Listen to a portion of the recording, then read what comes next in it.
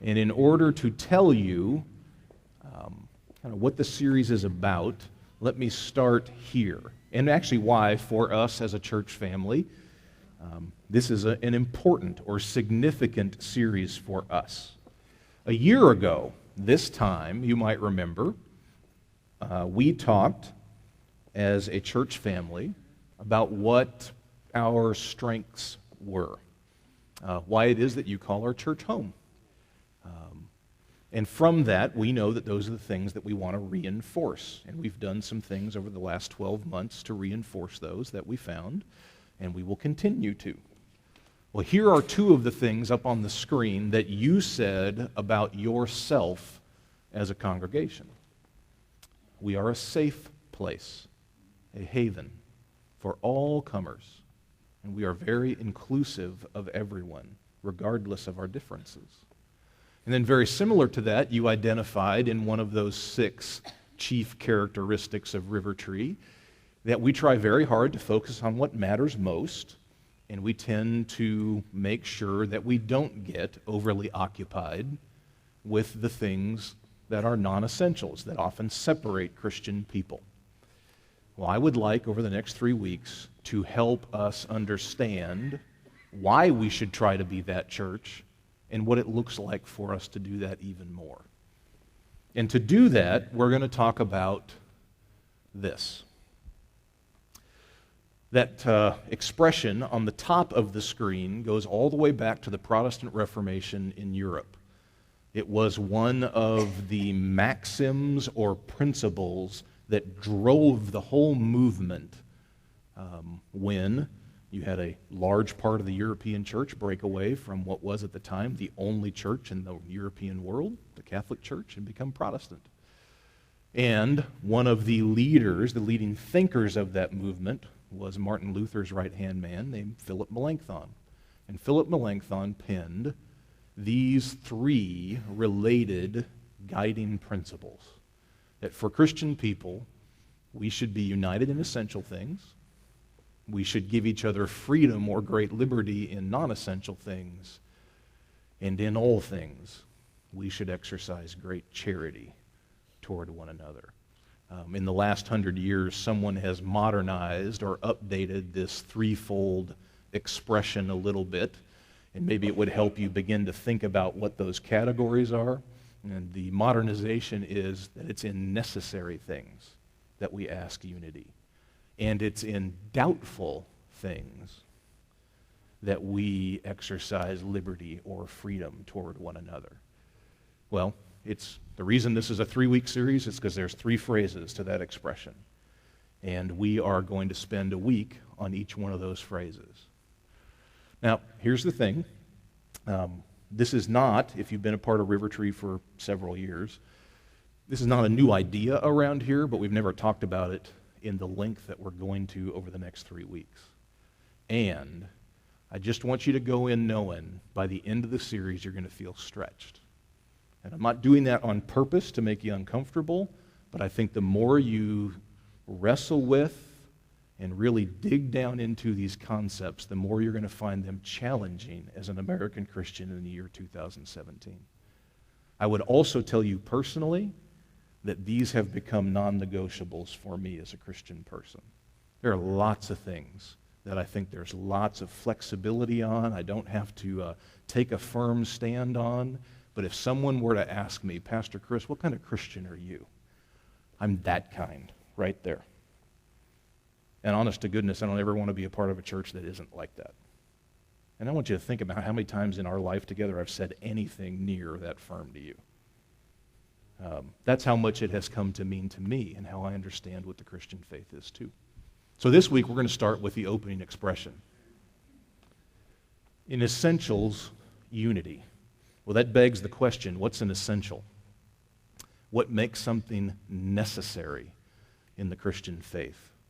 Well, the bottom line would be that if you take it away, you no longer have Christianity, right? It is something that is fundamental or foundational to our faith. And if you subtract it, it is no longer our faith. It's kind of like this question. What is essential or necessary to being a human being? Physiologically, the most correct answer to that is the makeup of your brain. The human brain has features to it, i.e., the front part of it is much larger than all other animals, that if you took that away, you would no longer be a human being. But if I take your digestive tract away, you still are a lot like every other animal, because they have one too. So what is it about Christianity that we can't take away without it completely changing our faith? Really, it no longer is Christianity at all. Where do you go to find out the answer to that? Now someone, right, is going to go, well, I go to the Bible. Bad answer. Or, better said, that's a very naive answer. Because no one in the room goes to the Bible equally and to all the equal places in the Scripture with the same focus. What you believe about Christianity is far more determined by the Gospels in your Bible, or what we call the epistles, the letters, than Leviticus. And we should all be thankful for that, by the way, or we would be sacrificing a goat in the middle of the homeschool building this morning, right? So, just know that, and we're actually going to talk about that idea of, well, I just go to the Bible a little more this morning. That's very simplistic. So let me give you another answer. If you were to ask a biblical scholar, well, how do we figure out what the essentials to the faith are from the vantage point of the first Christians? One of the answers they would give you is they would say, you need to go back to the writings of the New Testament and look for what biblical scholars call the kerygma. Kerygma. Kerygma. It's the ancient Greek word for proclamation. What they mean is, you can go to the speeches of the apostles in the book of Acts and look at what they said to people who weren't Christians. And what you get in those speeches is what the apostles thought the important parts of Christianity were. In the suggested scripture reading on the front of your leaflet this week, if you want to do it, you have a chance to do that. I've pulled 2 out that you can go read what the apostles preached about Christianity.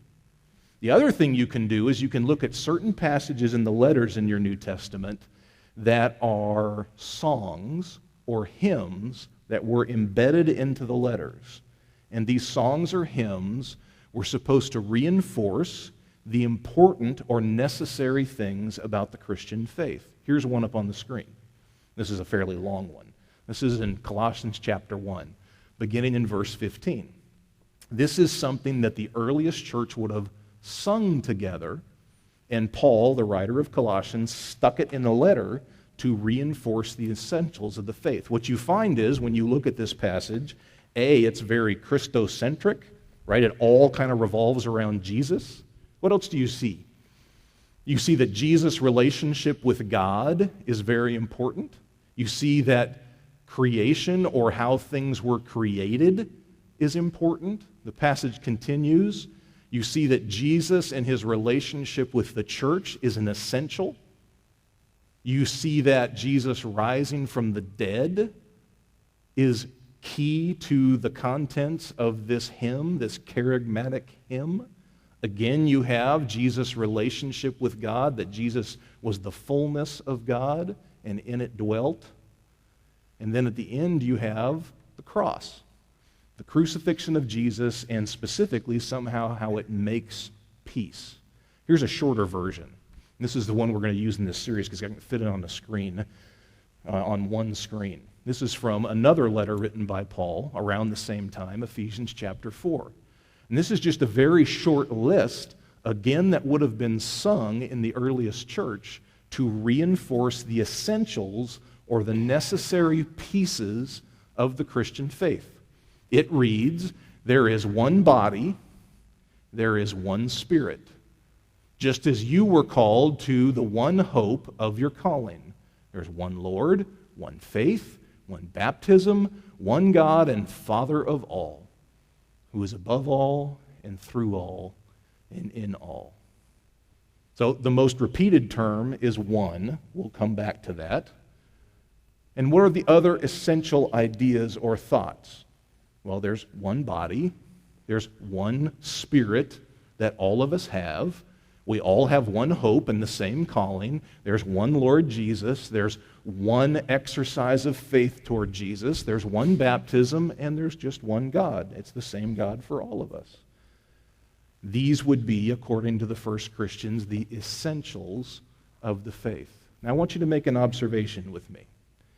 If we're trying to figure out what essentials are and what they're not, how could you not say, based on what you've seen, that the most obvious feature of an essential or necessary piece of the Christian faith is that it's a simple idea? Right? Were you looking at the screen? Those things were one word or one phrase. They were not sentences, and they were not paragraphs. Right? Do you see that for yourself? So the essentials of the Christian faith are often short expressions or ideas, not full explanations. Which then leads me to derive, if we're going to be this kind of church for each other, as we have already identified about ourselves, here's what we need to know. You and I should expect that we agree together about these core ideas, but our explanations of those ideas will rarely match. And that's the way it should be, because that's the way it's always been, if these charismatic passages in the New Testament are true. Some examples. We see that in these passages, the resurrection of Jesus is an essential of the faith. All of us are learning to have faith in the resurrection of Jesus that we just celebrated on Easter Sunday. Great. What a noble idea.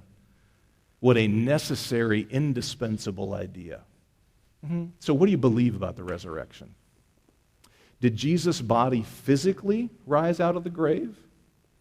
Did his disciples have an encounter with Jesus in his physical, renewed form? Jesus was a human being just like you and I were. Or did Jesus rise in what some would call his spiritual body, a different kind of body? It was human, but it was kind of a different kind of human, the kind of human you and I will become after our death. Or did his disciples encounter Jesus' spirit only? There wasn't a body at all. It was just Jesus encountering his disciples in the upper room after the resurrection, or encountering Mary the day after on Sunday early in the morning. And it was the spirit of Jesus that was there, but it wasn't necessarily his physical body. Those are explanations. Those are not essential ideas, right? And I assure you that people in the room may not know what they think, or they would disagree, and that's okay. How was the world created? This is one we've talked about in the What's Up With That series. How was the world created? I assure you we don't agree in our explanation of that. But we do agree with the idea, yes? Okay. What did Jesus' death on the cross do? How exactly does it save us? You, depending on where you grew up and what group you grew up in, probably have one answer to that. The prevailing American Christian answer to that is that God is angry at sinful people and he needed a sacrifice in order to assuage his anger.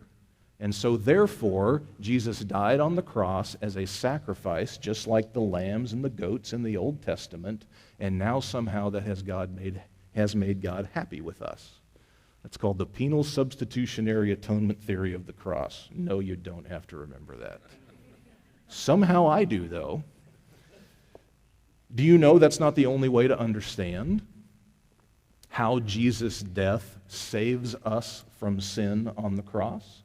And it's okay if you struggle with the penal substitutionary atoning idea of the cross and may come up with some of these other ones.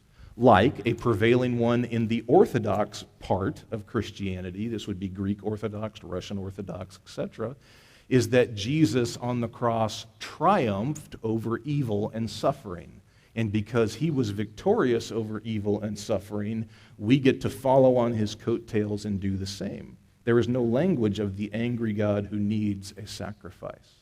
Now, I'm not trying to convince, by the way, I'm giving you all kinds of ideas to write down on your slips for the series this summer, right? I'm not trying to convince you one way or the other. All I'm trying to do is show you that we don't have to agree about how we explain or understand the core ideas that have defined the Christian faith for a long, long time. And what you can tell, especially if you've had any tenure in church in your life, is that oftentimes it's the explanation of the beliefs that cause the separation and the division between Christian people. Now, moving on, I can tell you why that happens. Fundamentally, for something to be an essential of the faith, yes, it needs to be a short, concrete idea and not a full explanation. But here's the thing. It has to be bigger than you. It has to be bigger than you and your particular group. See, this is why the answer to the question, how do I find the essentials of the Christian faith, the non-negotiables of the Christian faith, the answer that says I just read the Bible is simplistic. You read the Bible like you were taught to read the Bible. You read the Bible like your group with whom you identify reads the Bible. And what you would find is not everybody does it the same way. We are all limited by the groups in which we live and in which we were raised. And your group, or you personally, don't get to define the essentials of the faith for the rest of us. You follow that? And this goes on all the time. You have, in effect, in Christianity, especially in this country, that is so individualistic, a kind of anarchy, where if I think it, or my church thinks it, or my denomination thinks it, then everybody should think it. And it falls prey to this kind of thinking. What we make the mistake of is we forget or we mess up the difference between a distinctive and an essential. It is distinctive that in Reformed churches like this one, which would also include Lutheran and Presbyterian, etc., we baptize infants. It is a distinctive. It is not an essential. That Christians baptize, according to Ephesians 4, is essential. That we happen to do it not just for adults but infants is just a distinctive of our particular brand of church. That Catholic people pray to the saints, something that most Protestants don't agree with and don't do, is not an essential of the faith, and that they do it doesn't mean they're outside of the faith. It's a distinctive of their particular group within the faith. The more you think about this, the more you carry it around with you, the more you're going to realize, wow, so much of what I think about Christianity is shaped by my particular group. The antidote to this, of course, is interact with people who aren't a part of your group. Or in your case, you're fortunate or unfortunate, depending on your perspective, to have a pastor who does not believe in limiting what we talk about and our perspective on things to one group. Because it is the collective whole that gets to set the identity and the essentials for all of us. Do you know why this happens, by the way? There are very real neurological and sociological reasons why we in churches do this just like the rest of humanity. One of which is what's called, neurologically speaking, being a cognitive miser. Here's what that means. You have, and so do I, we have a limited amount of cognitive energy. Every day, every week, you just only have so much. Your AA battery only has so much juice in it. You can only think about so much. It is easier for you, or better said, it is less expensive on your AA battery in your brain to think about the things that you already agree with than to break out of those things and think about things in a new way. This is why we tend to congregate with people and be around people and befriend people who not just are like us, but think like us, because it's less expensive on our brain. And this is why, now, let me give you, there's a very specific example done by a brain scientist, experiment done by a brain scientist recently. He called together a test group of people, and he wired up their heads to read their brain output. And he had them first interact with a white person from the Deep South who spoke with a long southern drawl, right? Can you hear it? My wife's from Texas, so I can totally hear this in my head, right? And the person's brain output or energy level was very low, because when you kind of see an elderly white person, that kind of fits the bill. And then that person would leave the room, and in would walk someone who's very obviously Asian, and full-blooded Asian, and would sit down and speak with the same thick southern drawl. Because yes, Asian people are born in Mississippi, are raised in Mississippi, and therefore speak like somebody from Mississippi.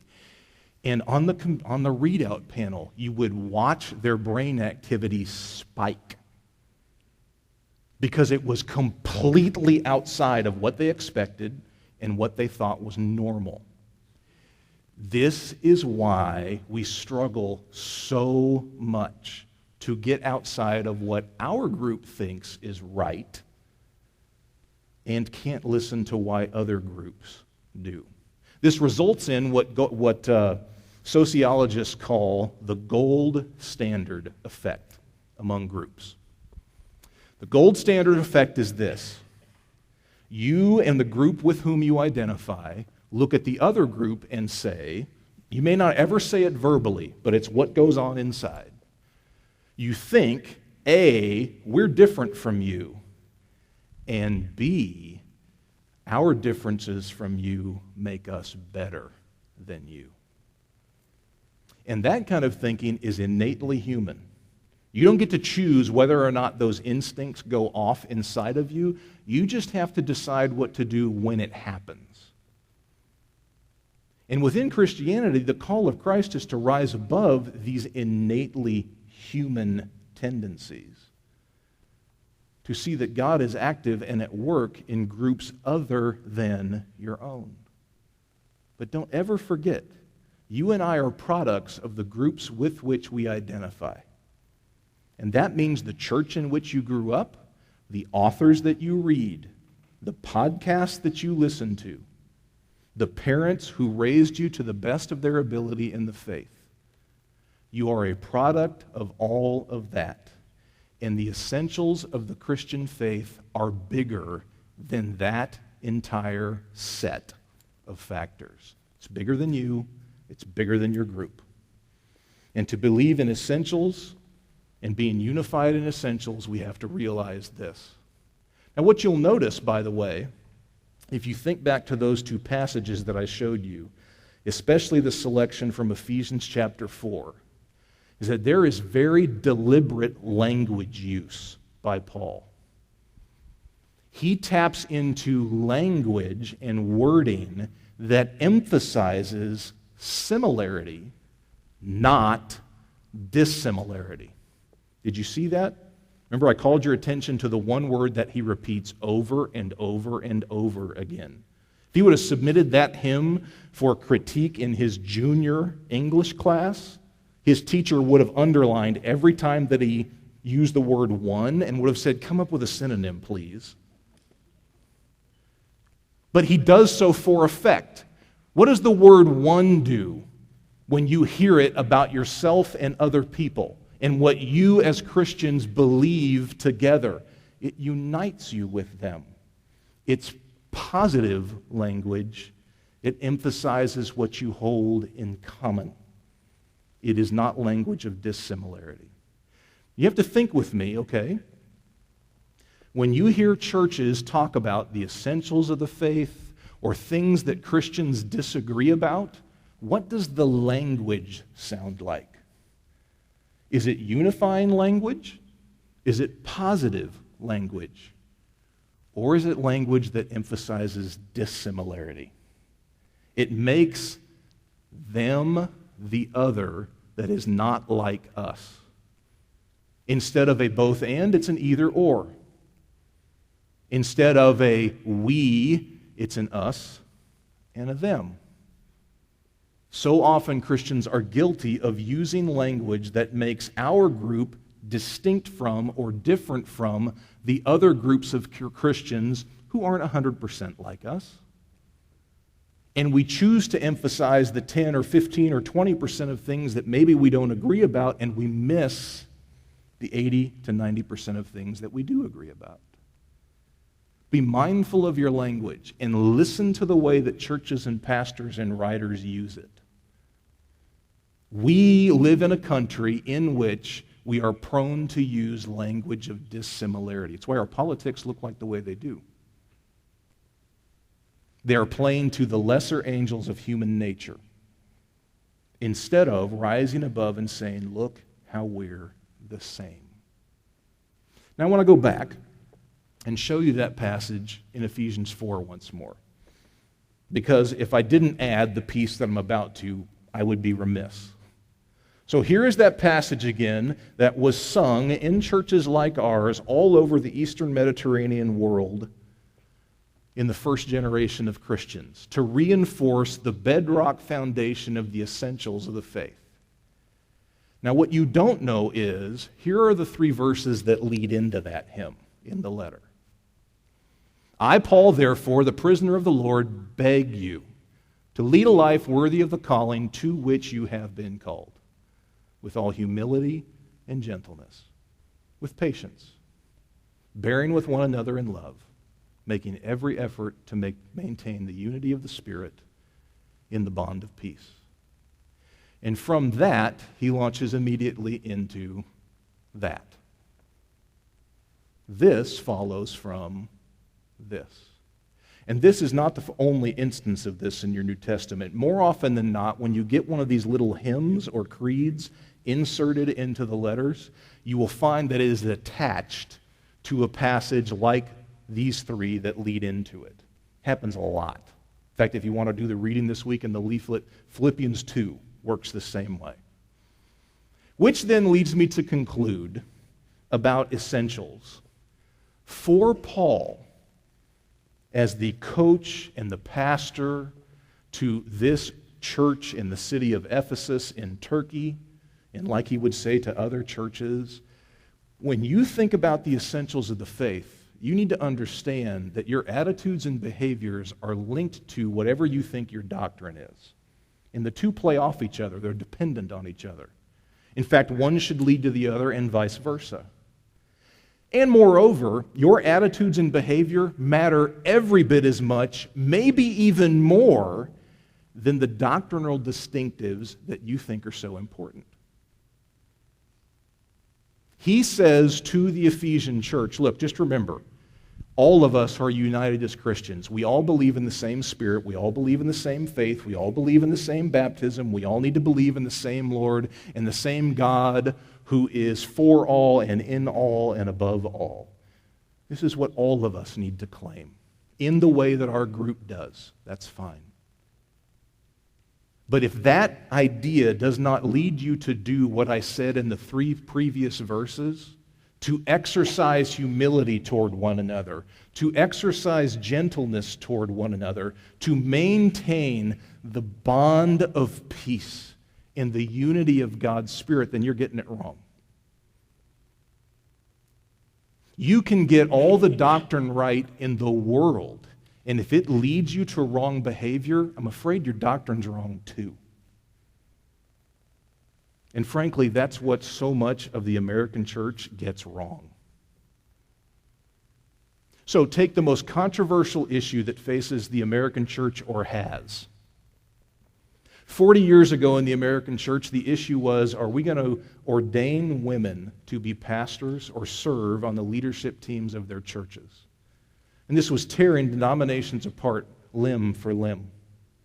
And you would read reams of papers being written by both sides for and against why that should not or should happen.